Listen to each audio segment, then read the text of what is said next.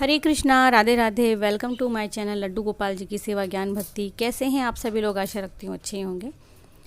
तो आज के इस वीडियो में हम जानकारी लेने वाले हैं अक्षय तृतीया के बारे में। तो अक्षय तृतीया कब पड़ती है और आप लोग कैसे जाने बिना कैलेंडर देखे भी। तो हमारे हिंदू धर्म में ना ये जो वैशाख का महीना होता है वैसे भी बहुत पुण्यदायी फलदायी होता है। और इस वैशाख के महीने की जो शुक्ल पक्ष तिथि जो होती है, तृतीया तिथि शुक्ल पक्ष की, उसी को अक्षय तृतीया पर्व मनाया जाता है।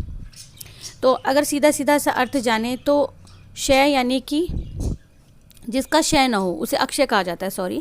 तो कई लोग अक्षय तृतीया के दिन बिना पंडित से पूछे, बिना कुछ किया, कोई भी शुभ कार्य अगर उन्हें करना होता है तो करते हैं। ऐसे कहा जाता है कि इस दिन जो भी हम दान करते हैं ना, उसका हमें अक्षय पुण्य मिलता है। तो 22 अप्रैल को इस साल की अक्षय तृतीया तिथि जो पड़ रही है वो शनिवार के दिन 22 अप्रैल के दिन मनाया जाएगा ये पर्व। इस दिन जो हमारी धन की देवता हैं कुबेर, उनकी पूजा होती है, भगवान विष्णु की पूजा होती है, माँ लक्ष्मी की पूजा होती है। तो आप भी अपने घर में छोटी सी विधि से अक्षय तृतीया के दिन माता लक्ष्मी की पूजा अवश्य करें। बस पूजा चाहे जैसी हो, बस पूरे विधि विधान से होनी चाहिए। कहते हैं कि अगर आप मंत्र या मंत्रों का जाप नहीं कर सकते हो तो आरती अवश्य करनी चाहिए। जैसे हमारी पूजा पूर्ण हो जाती है तो आरती ज़रूर से करें। और पूरे साल माता लक्ष्मी की कृपा हम पर बनी रहती है। अगर हम इस दिन पूजा करते हैं तो अक्षय फल की प्राप्ति होती है। तो अक्षय तृतीया पर हमें लक्ष्मी जी की विशेष पूजा ज़रूर से करनी चाहिए। घर में हमेशा देवी का वास बना रहे, ये हमें उनसे कामना। देखिए, हमें अपना जीवन यापन करने के लिए सभी को पैसों की आवश्यकता होती है। तो कहते हैं कि धन संपदा और सुख समृद्धि के लिए हमें लक्ष्मी की पूजा अवश्य करनी चाहिए। अब ये जो अक्षय तृतीया वाला दिन है ये बहुत विशेष होता है। आप किसी भी पंडित से बिना पूछे, आपको अगर कोई वाहन खरीदना है, भूमि पूजन करना है या सगाई करनी है या कोई भी शुभ कार्य करना है तो आप बिना पंडित से पूछे इस दिन कर सकते हैं। चलिए अब जानते हैं कि अक्षय तृतीया का ये जो दिन है इतना पावन क्यों है।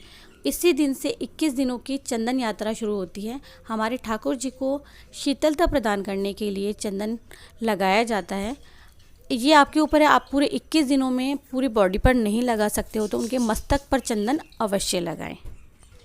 हमारे सनातन धर्म में ना इस तिथि को बहुत विशेष माना गया है, इस तिथि को। तो इसका कारण क्या है? देखिए, हमारे भगवान विष्णु के 24 अवतारों में से एक अवतार परशुराम जी का जन्म भी इसी दिन हुआ था, इसी तिथि को हुआ था। ठीक है, नर नारायण का प्राकट्य भी इसी दिन हुआ था। तो हो गई नई तिथि बहुत विशेष। इस दिन ना स्नान, जप, तप, यज्ञ, पितृतर्पण, दान कीजिए। इसका हमें अक्षय पुण्य फल मिलता है, हम इसके भागीदार होते हैं। तो ये हमें ज़रूर से करना चाहिए। अगर कोई भी दिन इतना शुभ है कि हम जो भी करेंगे उसका हमें अक्षय पुण्य मिलने वाला है तो ज़रूर करें। इसी दिन माँ गंगा पृथ्वी पर अवतरित हुई थी। ठीक है, देखिए ये आप जो ये दिन है ये कितना महत्वपूर्ण है। और माँ अन्नपूर्णा का जो जन्म दिवस है और अक्षय पात्र की जो प्राप्ति है वो भी इसी दिन हुई थी। यानी कि माता अन्नपूर्णा का जो जन्म है वो अक्षय तृतीया के दिन ही हुआ था। तो आप माँ अन्नपूर्णा की पूजा भी कर सकते हो। इस दिन जितना हो सके आप ठंडी चीज़ों का दान भी कर सकते हो। दूसरा, ठाकुर जी की मान्यता आपके घर में, अगर ठाकुर निवास आपके घर में है तो आप उन्हें ठंडी चीज़ों का भोग लगाएं। अगर लड्डू गोपाल जी की सेवा है उन्हें चंदन ज़रूर लगाएं। वैशाख शुक्ल पक्ष की जो तृतीया तिथि है इस दिन 22 अप्रैल को सुबह 7 बजकर यानी कि 7:49 से ये तिथि शुरू हो रही है और जो तिथि समाप्त हो रही है उसका समय भी देखते हैं हम।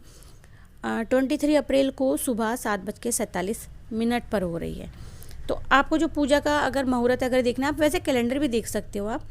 और अगर कुछ ख़रीदना है आपको तो 22 अप्रैल को अर्ली मॉर्निंग सुबह 7:49 से और 23 अप्रैल तक का 7:47 तक का समय आप खरीद सकते हो। पूजा का जो समय है ना वो अर्ली मॉर्निंग 7:49 से 12:20 तक का है। तो ये भी आप जो पूजा का जो टाइम है वो देख सकते हो। वैसे पूजा का कोई समय नहीं होता। मैं कहती हूँ कि पूजा का कोई समय नहीं होता। आपको अगर ये नहीं, आपको पूजा का समय निकालना ही पड़ता है। हमारे पास समय नहीं है, समय निकालना पड़ता है पूजा पाठ के लिए। लेकिन अभी के जो हमारा जीवन है अभी का व्यस्तता बहुत है। तो इसमें ना हमें आराम से बैठ कर के पूजा करनी चाहिए। तो या तो सबसे पहले सुबह का समय चुने या शाम का समय चुने।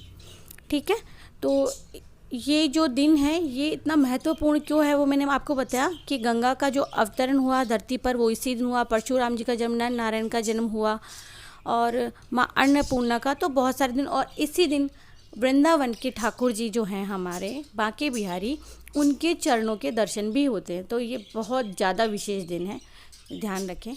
और कई लोग ये कहते हैं कि दीदी ठाकुर जी को कौन सा चंदन लगाना चाहिए। अब आपको सेवा करते हुए बहुत समय हो गया, आई थिंक मुझे बताने की आवश्यकता नहीं है, बट जो लोग नहीं जानते हैं उनके लिए भी मैंने चैनल पर वीडियो अपलोड किया हुआ है, आगे भी धीरे धीरे वीडियोज़ आते रहेंगे। और सत्तू का भोग लगाएं ठाकुर जी को, खीरे का भोग लगाएं, खरबूजे का भोग लगाएं, तरबूज लेकर के आएँ, आम का भोग लगा सकते हो, ऋतु फल जो भी चल रहे हैं ठंडे उनका भोग लगा सकते हो। इस दिन विशेष जो भोग लगाया जाता है वो सत्तू का है। तो ठाकुर जी को जिन जिन चीज़ों से शीतलता मिले, क्योंकि हम लोग ये जो चंदन सेवा करते हैं ये ताप को कम करने के लिए करते हैं। बीच में गर्मी पड़ रही होती है, अभी इन दिन ये जो है ना नौतपा भी होता है, बीच में अभी आएगा नौतपा और आएगा, तो वो भी बहुत भीषण गर्मी का समय होता है। तो इसमें भी हमें ठाकुर जी की विशेष सेवा करनी होती है। इन्हीं दिनों आप ठाकुर जी को सारी जो शीतल सेवाएं होती है, जब गर्मियाँ शुरू हो गई है तो फूल बंगले की सेवा तो पहले से शुरू हो गई वृंदावन में, तो अभी ना आप फूल बंगला हुआ या फूलों का श्रृंगार हुआ, शीतल पेय वाला हुआ, आप ठंडी चीज़ें उन्हें खिलाइए वो हुआ, इत्र से मालिश कीजिए, उन्हें नौका विहार करवाइए और ठंडे जल में आप उन्हें जल विहार करवाइए। ये सारी सेवाएं आप अपने ठाकुर को दे सकते हो। इसी से शुरू होती है चंदन यात्रा। जी हाँ, वैशाख का महीना, शुक्ल पक्ष की तृतीया तिथि, यानी कि इस तिथि से लेकर के ज्येष्ठ मास जो आता है उसके कृष्ण अष्टमी तिथि तक चंदन यात्रा महोत्सव मनाया जाता है। 21 दिन तक हमारे वैष्णव भक्त जो हैं, हम सब लोग इन दिनों को बहुत महत्वपूर्ण मानते हैं, क्योंकि इन दिनों में जो समस्त वैष्णव भक्त हैं या हम हैं, हम हमारे आराध्य को, हमारे ठाकुर को, कृष्ण को पूरे शरीर पर चंदन का लेप लगाते हैं।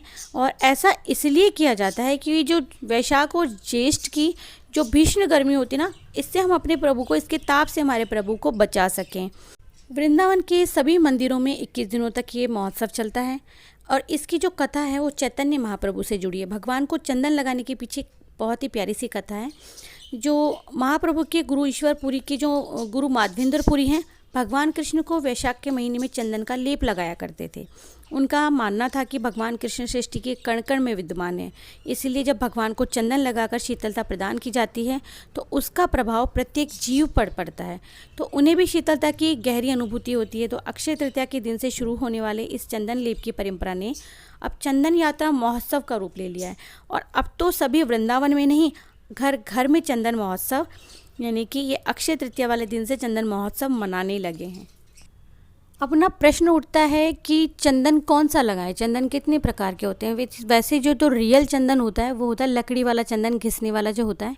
बाकी अगर आप जो नॉर्मल स्टिक आती है ना मार्केट में, अगर आप लोग देखते हैं कि जो रज होती है वो भी चंदन ही है, लेकिन वो मिट्टी है, रज है वो वहाँ के, तो वो भी आप यूज़ कर सकते हो। लेकिन अगर चंदन यात्रा जो ठंड प्रदान करने वाली मिट्टी से, तो देखिए ठंड मिलती ही मिलती है, लेकिन जो लकड़ी वाला चंदन आता है घिसने वाला, उसको आप भट्टी पे घिस के अगर लगाएंगे ना, वो और भी ज़्यादा अच्छा है, वो हार्मफुल भी नहीं होता है। वैसे ऐसी बात नहीं है कि मैं घिसने वाला, बट आपने देखा होगा पिछले साल भी मैंने घिस के लगाया था, उससे पिछले साल भी मैंने घिस के लगाया था, और उससे पिछले साल मैंने शायद भट्टी वाला या डिब्बी वाला लगाया था। तो जो चंदन स्टिक मार्केट में मिलती है वो सबसे अच्छी वाली जो स्टिक आती है 150 रुपये से शुरू है। अब 150, 200, 250, फिर 300। तो चंदन दो प्रकार का होता है, एक लाल होता है और एक सफ़ेद पीला, जिसे आप कहेंगे घिसने पर जो पीला पीला हो जाता है, थोड़ा सफ़ेद टाइप में रहता है।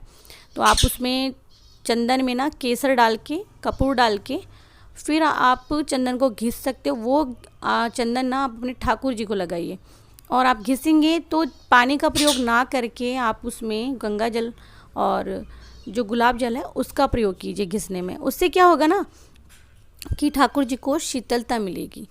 तो बाकी मैंने बता दिया है, चैनल पर अगर आप विज़िट करेंगे तो आपको बैक वीडियोस में मिलेगा कि मैंने उसमें सत्तू का शरबत बनाना बताया है, और ठाकुर जी को इन दिनों किन किन चीज़ों का भोग लगाया जाता है वो मैंने आपको बताया है। और डिस्क्रिप्शन बॉक्स में मैं शेयर कर दूँगी, लिंक शेयर कर दूँगी, तो आप लोग उस पर जाके विज़िट कीजिएगा, सारी जानकारी बाकी आपको उस पर भी मिल जाएगी। तो एक प्रश्न ये उठता है कि इन दिनों के बीच में 21 दिनों के बीच में हम महिलाओं के साथ में एक और प्रॉब्लम होती है, वो मासिक धर्म की होती है। इन दिनों में जो 21 दिनों तक चंदन यात्रा चल रही है, तो हम लोग कैसे ठाकुर जी को चंदन लगाएंगे?